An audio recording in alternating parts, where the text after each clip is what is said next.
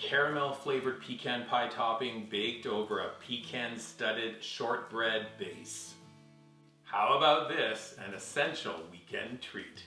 We're making pecan pie squares. If you love pecan pie but also love the relaxed, chilled vibe of serving those you love squares, this recipe is for you. Preheat your oven to 350 degrees Fahrenheit. The rack is in the middle position. You'll need a 9 by 9 inch baking pan. Add a crisscross of foil, then spray with non-stick cooking spray. Set the pan to the side. Next, the buttery base for the squares. We're taking half a cup of pecan pieces. Let's finely chop them. Then grab a food processor fitted with a blade attachment. We're adding 3/4 of a cup of unbleached all-purpose flour, half a cup of rolled oats, a 1/4 cup of packed brown sugar, and half a teaspoon of kosher salt. The lid goes on. We're gonna run the machine to roughly chop those oats. Then we're adding 1 stick of butter, that's half a cup or 8 tablespoons, plus those finely chopped pecans. Now run the machine until you have pea-sized coarse meal. Spill the mixture into the prepared pan, tamp it down to an even layer. We're then gonna transfer it to the fridge to chill for 15. After that chill time, we need to bake it. So transfer it to the oven and bake for 15 minutes. You want the edges to be just brown.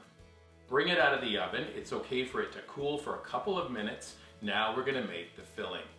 Stovetop, medium heat, medium-sized, heavy-bottomed pan. We're gonna add 1½ sticks of butter, 3/4 of a cup of packed golden yellow sugar, 2 tablespoons of pure maple syrup, 1 teaspoon of vanilla extract, and half a teaspoon of kosher salt. The butter and sugar will melt and then it'll come to a gentle boil. When it does, we're gonna stir for 3 minutes. It's gonna bubble up a little bit. We're gonna add 2 tablespoons of 35% cream. I'm then adding 2 cups of pecan pieces and 1 cup of pecan halves. Ultimately, you're gonna need 3 cups of pecans for this filling part of the recipe. I do 2 cups of pieces plus 1 cup of halves because I think the halves float to the top. Call me cray-cray, but you do what you want for the recipe. We're gonna add the filling now to the base. You can smooth it out. Transfer the pan back to the oven for an additional 20 minutes bake time. Okay, this is important. Just like when we make pecan pie, we don't want the filling to get a dome on top. Instead, let the aromas of that caramel and all of the bubbles forming on the top of the squares be your guide to doneness. It comes out of the oven and look, it is still bubbly, just like your personality. That 20-minute bake time is spot on. Okay, here's the reality check of this recipe. Now you have to wait. I know you're gonna be tempted to serve it warm, but it's just gonna make a big mess. You've gotta let the squares cool completely before we lift them out of the pan and cut them into squares.